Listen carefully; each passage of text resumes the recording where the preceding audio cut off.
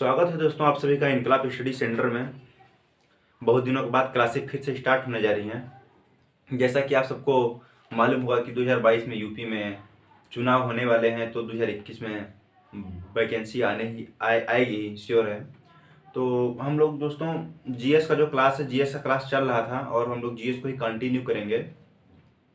और जो यूपी के, अगर आप यूपी का यूपी का अगर आप एग्ज़ाम देते हैं तो यूपी के एग्जाम में यूपी स्पेशल और ग्रामीण विकास से भी क्वेश्चन पूछे जाते हैं। तो मैं यहाँ पर यूपी स्पेशल और ग्रामीण विकास का भी क्लास जो है लूँगा। तो आज हम लोग स्टार्ट करने वाले हैं जीव विज्ञान। जैसा कि हमारा पॉलिटी का क्लास चल रहा है, ठीक है, पॉलिटी क्लास जो चल रहा है उसको हम लोग कंटिन्यू करेंगे। लेकिन आज हम लोग शुरू करेंगे बायोलॉजी, जीव विज्ञान। ठीक, तो जीव विज्ञान स्टार्ट करने से पहले हम लोग पहले ये जान लेते हैं कि सिलेबस क्या है। ठीक है, क्योंकि कोई भी अगर किसी चीज़ का पढ़ाई कर रहे हैं तो पहले उसका सिलेबस जानना ज़रूरी है। सिलेबस जान लेने से उसको पढ़ना और भी आसान हो जाता है। ठीक, तो हम लोग सिलेबस जानते हैं। तो पहले नंबर पे आता है, पहले पे ब्लड, एक मिनट में, रक्त। ठीक है, रक्त को बोलते हैं ब्लड। ठीक है, ये ब्लड है। दूसरा रक्त समूह है जिसको बोलते हैं ब्लड ग्रुप। जैसा आप लोगों को पता होगा, किसी में ए होता है, किसी में ए बी होता है, किसी में ओ होता है। ठीक है, तो इसको बोलते हैं ब्लड ग्रुप।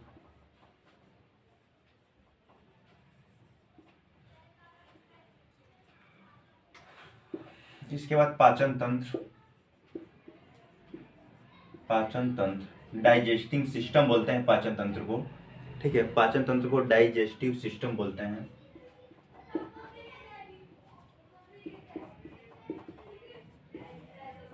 मैं इंग्लिश इसलिए लिख दे रहा हूँ क्योंकि कहीं कहीं पर इंग्लिश के शब्द भी यूज होते हैं। ठीक है, तो इसके बाद चौथे पे हम लोगों को देखना है कि पाचन हो गया। इसका देखते हैं पोषण। ठीक है, पोषण जो है, पोषण को न्यूट्रिशन बोलते हैं दोस्तों इसको। ठीक है, ठीक है। इसके बाद पांचवें में आता है ग्रंथि। ठीक है, ग्रंथि एवं हार्मोन्स।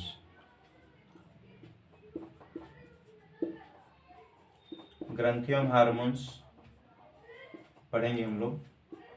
ठीक है, इसके बाद हम लोग बात करते हैं प्रजनन तंत्र हो गया। मैं जल्दी लिख रहा हूँ क्योंकि वीडियो लंबा न हो सके ज़्यादा। ठीक है, इसलिए मैं जल्दी। इसके बाद पढ़ते हैं हम लोग श्वसन या उत्सर्जन तंत्र। श्वसन या उत्सर्जन तंत्र। ठीक है, इसके बाद कंकाल तंत्र भी हम लोगों को पढ़ना है।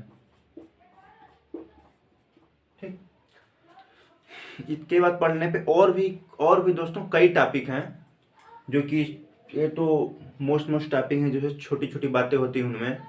जैसे ये सब पढ़ने के बाद हम लोगों को ये सब तो देखिए, जो बायोलॉजी है ना, दो भाग में, एक होता है जंतु विज्ञान, एक होता है वनस्पति विज्ञान। तो ये है, तो जंतु विज्ञान का हमने सिलेबस लिखा है। और आप मैं वनस्पति विज्ञान बताता हूँ एक शब्दों में। यहाँ अगर मैं इसको 9वां लिखता हूँ तो इसको हम लोग बोलते हैं पादप। ठीक है, प्लांट जो होते हैं, प्लांट से। ठीक, प्लांट से। तो ठीक है, फिर हम लोग आज स्टार्ट करते हैं ब्लड। लेकिन ब्लड को जानने से पहले हम लोग जीव विज्ञान के बारे में जानेंगे कि जीव विज्ञान का फादर किसको कहते हैं, ऐसा। तो ठीक है, फिर हम लोग स्टार्ट करते हैं आज पहला चैप्टर ब्लड। ठीक है, ब्लड से स्टार्ट करते हैं। देखिए, ज़्यादा दिन नहीं लगेंगे समाप्त होने में, क्योंकि जीएस का कई पोर्शन हम लोग को पढ़ना है। जीव विज्ञान पढ़ना पड़ेगा, पॉलिटी पढ़ना पड़ेगा, हिस्ट्री पढ़ना पड़ेगा, ज्योग्राफी पढ़ना पड़ेगा। देखिए, आप लोग को ये पता होना चाहिए कि यूपी में जो भी वैकेंसी आएगी, उस वैकेंसी के आने से पहले शायद पेट का एग्जाम कराया जाए। पेट मतलब समझ रहे हैं कि अगर आप पेट के एग्जाम को क्वालिफाई करेंगे तभी आप जो कि ग्राम पंचायत, ग्राम विकास अधिकारी का या फिर किसी का एग्जाम दे सकेंगे, लेखपाल वगैरह। ठीक है, इसलिए आप लोग ये कोशिश करिए जितना जल्दी से जल्दी हो सके एक बार सिलेबस को कंप्लीट कर लीजिए। ठीक है, तो दोस्तों हम लोग स्टार्ट करते हैं। मैं इसे मिटा देता हूँ। ठीक, तो हम लोग स्टार्ट करते हैं ब्लड। ठीक है, ब्लड स्टार्ट करते हैं। ब्लड को रक्त बोलते हैं, रक्त या फिर खून। ठीक, इसे जानने से पहले मैंने आपको दो शब्दों का नाम लिया था, जीव विज्ञान, जीव विज्ञान, जीव विज्ञान को दो भागों में बांटा गया था, जंतु विज्ञान एवं वनस्पति विज्ञान। तो हम लोग ये क्वेश्चन एग्जाम में आते रहते हैं कि जीव विज्ञान की जंतु विज्ञान के पिता कौन है, किसको कहते हैं। ठीक है, जंतु विज्ञान का पिता या फादर जो बोलते हैं, जंतु विज्ञान का पिता किसको कहते हैं। और पूछता है वनस्पति विज्ञान के फादर। ठीक है, तो इसको आप जानते रहिए।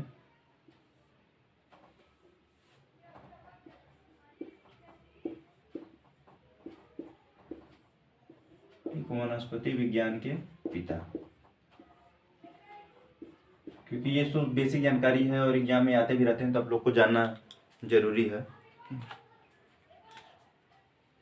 देखिए, जो वनस्पति विज्ञान के पिता हैं इनको बोलते हैं, यहाँ मैं लिखता हूँ, थियोफ्रेस्टस।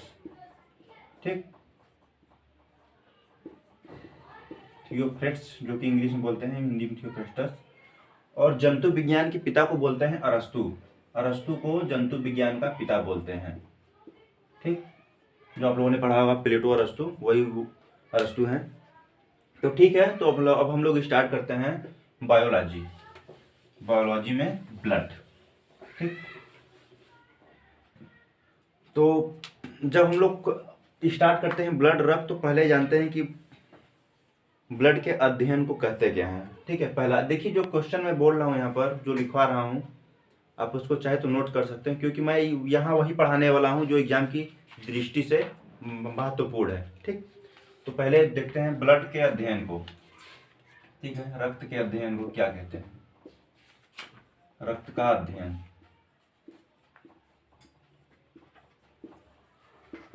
ठीक, रक्त के अध्ययन को क्या कहते हैं, ये हम लोग देखते हैं। तो रक्त के अध्ययन को बोलते हैं हीमेटोलॉजी। ठीक है, हीमेटोलॉजी।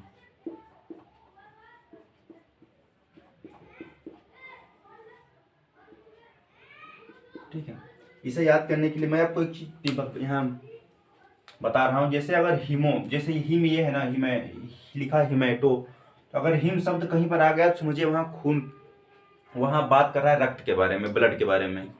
ठीक है, जैसे कि हिमेटोलॉजी है, लॉजी मतलब आप समझते हैं कि लॉजी कहीं पर भी लगा हुआ है, इसका मतलब अध्ययन।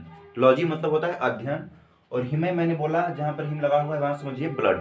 ठीक है, ये हुआ ब्लड, ये हुआ अध्ययन। इसका मतलब अगर आप कहीं पर हिम लगा हुआ है, जैसे आप कभी कभी शब्द सुनते होंगे हीमोग्लोबिन। हीमोग्लोबिन मतलब क्या, मतलब हिम लगा हुआ है, इसका मतलब ब्लड से संबंधित है। ठीक, तो यहाँ पर हिमेटोलॉजी लिखा होता है, हिम मतलब ब्लड हो गया, लॉजी कहीं पर भी लगा हुआ है, साइटोलॉजी, हिमेटोलॉजी, हिपेटोलॉजी, कार्डियोलॉजी। लॉजी मतलब अध्ययन के बारे में बात कर रहा है। ठीक, इकोलॉजी, जैसे इकोलॉजी में पढ़ा होगा तो मतलब अध्ययन के बारे में बात कर रहा है। ठीक है, तो रक्त के अध्ययन को क्या बोलते हैं, हिमेटोलॉजी। ठीक, अब दूसरा क्वेश्चन आता है कि रक्त बनता कहाँ पर है। ठीक, तो रक्त कहाँ बनता है, ठीक है, इसके बारे में बात करते हैं। ठीक है, मैं इसे रहने देता हूँ कि तो स्पेस काफ़ी है। तो पहला ये हो गया, दूसरा हो गया रक्त कहाँ बनता है। ठीक, रक्त कहाँ बनता है।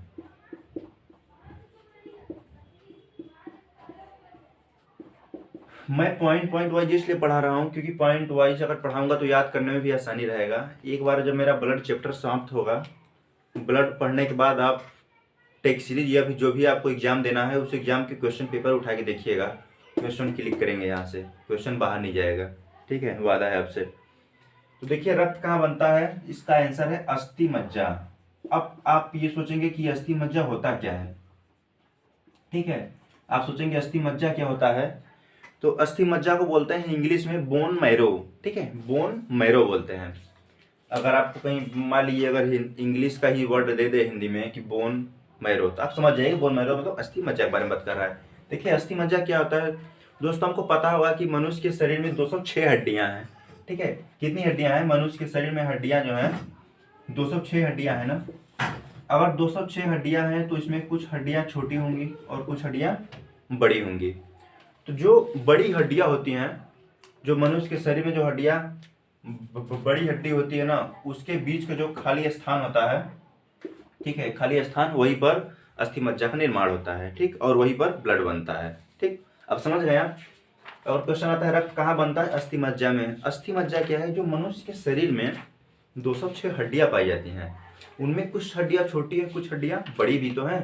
तो जो बड़ी जो हड्डियां हैं उनके उनमें जो खोखला स्थान होता है, ठीक है, वहीं पर ब्लड, वहीं पर अस्थि मज्जा का निर्माण होता है और वही अस्थि मज्जा में ही ब्लड बनता है। ठीक। इसके बाद हम लोग बात करते हैं कि ब्लड जो है, कितना ब्लड मनुष्य के शरीर में पाया जाता है। तो देखिए, इसका अगर आप क्वेश्चन एग्जाम में देखते हैं, अगर कहीं किताब में देखते हैं, तो या तो सीधे आपको 6 लिखा रहेगा या फिर कहीं 7 लिखा रहेगा। लेकिन मैं आपको ये बताना चाहता हूँ कि जो ब्लड मतलब कि कितना कितना पाया जाता है ना, पुरुष में बता रहा हूँ अलग से, महिला में अलग से। ठीक है, कोई भी एग्जाम में आता है, आप कर सकते हैं, पुरुष में, महिला में। ठीक, ये समझिए, मेल, ठीक, फीमेल।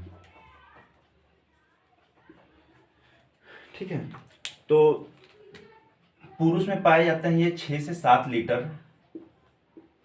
ठीक है, 6 से 7 लीटर। और लेडीज जो है, महिला, फीमेल में ये पाए जाते हैं 5 से 6 लीटर। ठीक। अगर एग्जाम में सिर्फ पूछता है कि मनुष्य के ब्लड में, मनुष्य के शरीर में ब्लड की मात्रा कितनी है, ठीक है, तो अगर पूछता है तो आप ये, अगर आदमी दिया है, पुरुष दिया है, ये दिया है अलग अलग, तब तो ठीक है। अगर बस पूछ दिया है कि पुरुष, मनुष्य के शरीर में ब्लड की मात्रा कितनी, तो आप जो भी ऑप्शन दिया है, ऑप्शन एक ही देगा, या तो 6 देगा या तो 7 देगा। ठीक। लेकिन ये जो ब्लड जो है, ये 6 लीटर 7 लीटर, ये मनुष्य का जो शरीर है, मनुष्य के शरीर के भार का 7% होता है ब्लड। ठीक है, मनुष्य के शरीर का। देखिए, जरूर इसी की ये क्या, क्यों अंतर इसलिए होता है क्योंकि किसी का भार थोड़ा सा ज़्यादा है, किसी का भार थोड़ा कम है। तो आदमी का जितना भार होता है, उस भार का 7%, ठीक, भार का 7% ब्लड पाया जाता है शरीर में।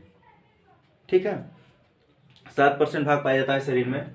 तो हम लोग का ये भी क्वेश्चन अगर पूछ देता है कि ब्लड जो है मनुष्य के शरीर में कितना पाया जाता है, तो 7 लीटर पाया जाता है। पुरुष में पूछ दे अलग से तो 6 से 7 लीटर, महिला में 5 से 6 लीटर। ठीक है, और पूछ दे भार का कितना परसेंट पाया जाता है ब्लड, तो भार का 7% पाया जाता है। ठीक, ठीक है। तो इसके बाद क्वेश्चन, रक्त का ताप जो है, रक्त का ताप कितना होता है? ठीक, रक्त का ताप कितना होता है? 4 डिग्री सेल्सियस। ठीक, इसके बाद 4 डिग्री सेल्सियस हो गया रक्त का ताप। लेकिन और एक चीज और यहाँ जानते रहिए, एक यूनिट में कितना ब्लड होता है। ठीक है, एक यूनिट जो है, ठीक, एक यूनिट में 350 ml। ठीक, देखिए सब फैक्ट हैं, ये सब याद रखने चाहिए। इसके बाद बात करते हैं पीएच, ब्लड का पीएच कितना होता है। तो रक्त का पीएच जो है, ठीक है, रक्त का पीएच मान जो होता है 7.4 होता है। ये 7.4 है, तो कैसे पता करेंगे कि ये अम्ल है कि क्षार है? ठीक है, तो मैं पीएच स्केल यहाँ एक बार बना के जल्दी दिखा देता हूँ, क्योंकि ज़्यादा टाइम में लूँगा नहीं, क्योंकि ये केमिस्ट्री का चीज़ है पीएच। लेकिन यहाँ आ गया है तो मैं बताता हूँ। देखिए, यहाँ होता है 7, और जो पीएच स्केल है ना, इसमें पीएच स्केल में 0 से 14 तक अंक जो है अंकित होते हैं। ठीक, स्केल में पीएच स्केल, ये इसको बोलते हैं पीएच स्केल। ठीक है, पीएच स्केल इसको बोलते हैं। तो ये 7 है, इधर जाएंगे तो 7 से ज़्यादा। ठीक है, इधर जाते हैं हम तो 7 से ज़्यादा है ये। ठीक है, 7 से ज़्यादा, यहाँ 14 कर सकते हैं, यहाँ 0 कर सकते हैं, यहाँ पर आएंगे तो 7 से कम। ठीक, अगर 7 से कम होता है तो इसको बोलते हैं हम अम्ल है। ठीक, अगर 7 से ज़्यादा होता है हम इसको बोलते हैं क्षार है। लेकिन अगर 7 रहे तो इसको बोलते हैं उदासीन। ठीक, आपको ये सब पता होगा। तो अब हम देखते हैं कि हमारे ब्लड का जो है पीएच मान कितना है। पीएच हमारे 7.4। ठीक है, 7.4 है ब्लड का पीएच मान, और यहाँ पर तो 7 से ज़्यादा है, तो इसका मतलब क्षारी है। अगर पूछ दे कि अम्ल जो है अम्लीय है कि क्षारी है रक्त हमारा, तो रक्त क्षारी है। ठीक, इसके साथ साथ प्लस मैं लिखता हूँ, क्षारी के साथ साथ रक्त का पीएच मान इतना है और रक्त हमारा है क्षारी। ठीक, क्षारी प्लस मैं ये भी लिखना चाहता हूँ, जल के साथ घुलनशील भी। ठीक, ब्लड जल के साथ घुलनशील है। ठीक, इतना समझिए, घुलनशील मैं लिख रहा हूँ। ठीक है, इसके बाद हम लोग बात करते हैं कि ब्लड। आप लोगों ने अक्सर एग्जाम में सुना होगा कि इंसान के ब्लड का रंग कैसा होता है, ये सब, तो इसके बारे में चर्चा करते हैं।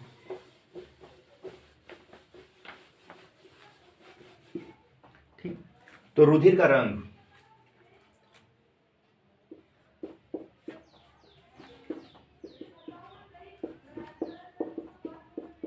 रुधिर का रंग मतलब, रुधिर का रंग का मतलब मनुष्य के रुधिर का रंग।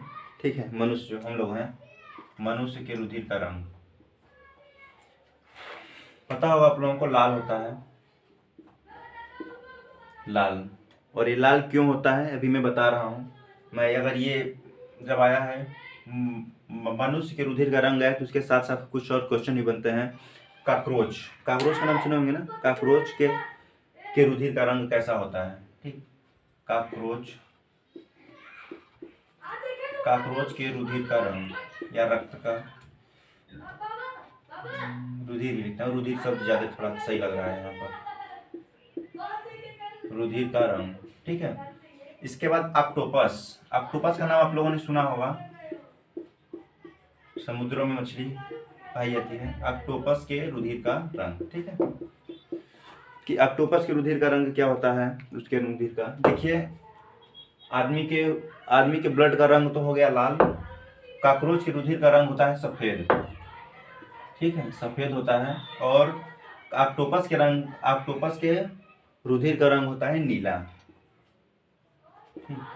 लेकिन आपको यह भी जानना चाहिए कि अगर मनुष्य के रुधिर का रंग लाल होता है तो क्यों होता है, काकरोच के रुधिर का रंग अगर सफेद है तो क्यों है, ऑक्टोपस का रंग नीला है तो आखिर में क्यों है। तो पहले मैं बात करता हूँ इंसान के रंग, जो खून का रंग है क्यों लाल है। आपको ये तो आपको आसानी से पता होगा कि हीमोग्लोबिन। ठीक है, हीमोग्लोबिन के कारण, ठीक है, हीमोग्लोबिन के कारण मनुष्य के रुधिर का रंग लाल होता है। मैंने आपको पहले क्या बताया था कि जहाँ हीमो शब्द है, यहाँ समझिए ब्लड के बारे में बात कर रहा है। देखिए यहाँ पर हीमो आया ना, हीमो आया तो मतलब कि खून के बारे में तो बात हो रहा है, ब्लड के बारे में तो बात हो रहा है।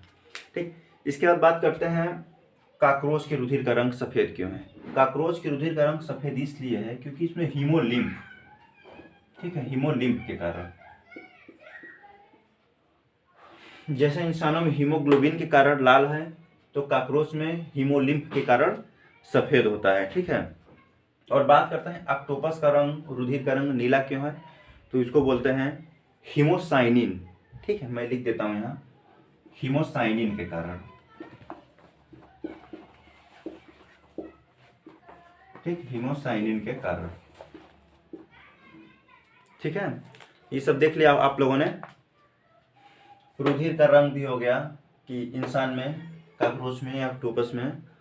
ठीक, इसके बाद हम लोग बात करते हैं कि रुधिर का कार्य क्या है। ठीक, रुधिर का आज मैं रुधिर का कार्य जो पढ़ाने के बाद आज क्लास यहीं पर हो जाएगी बंद, और कल जो है ब्लड का पार्ट 2 जो है फिर से मैं पढ़ाऊंगा यहाँ पर आकर के। ठीक, तो रुधिर का कार्य बहुत छोटा सा कार्य है, छोटा क्या मतलब कि पढ़ने में छोटा है पर कार्य तो पूरा वही है, और मनुष्य जिंदा है तो उसी कार्य की वजह से जिंदा है। तो रुधिर का कार्य देखिए हम लोग देखते हैं पहले।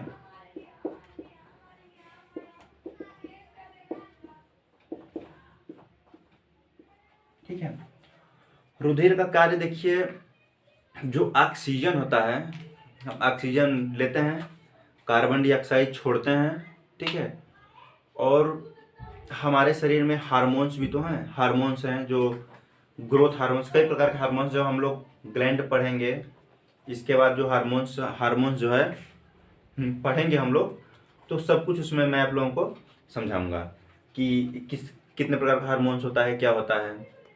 ठीक, पहले अब यहाँ हम लोग बात कर रहे हैं रुधिर के कार्य का। तो इसका देखिए, ऑक्सीजन का सप्लाई करता है। ठीक है, इसके बाद ऑक्सीजन का सप्लाई करने के साथ साथ ये कार्बन डाइऑक्साइड का भी सप्लाई करता है। ठीक, इसके बाद हार्मोन्स जो है, हार्मोन्स, अब देखिए हार्मोन्स हो गया, भोजन हो गया। ठीक, हार्मोन्स हो गया, भोजन हो गया, विटामिन्स हो गया, खनिज लवण हो गया,